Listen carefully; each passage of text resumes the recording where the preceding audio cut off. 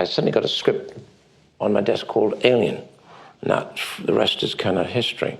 To what extent were you, with your art background, involved in the whole look of Alien right from the start? Are you kidding? Yeah. Totally, darling.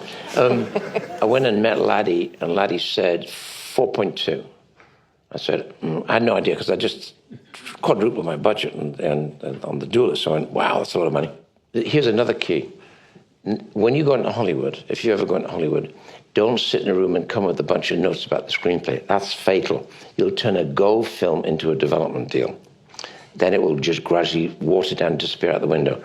So I went there, and I'm savvy enough to say, any comments about, nope, fantastic. Any comment, nope.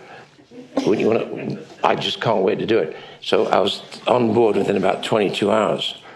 I went back to London and sat for the next 3 weeks waiting for contracts and God knows what. And I storyboarded the film, which I still have today. It's about this thick. And I took the boards back to LA, and the budget went from 4.2 to 8.5. So that's the punch and power of a storyboard. It's all there, everything. And you do a little bit of each time.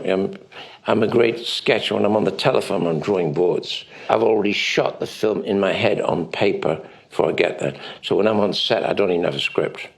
I just say, right, camera, there's 4 cameras, 1, 2, 3, 4. And you've got to know the geometry to know where it's going to be useful. But that said, because of that, I need the best cameraman. Don't make no mistake, I need great cameramen.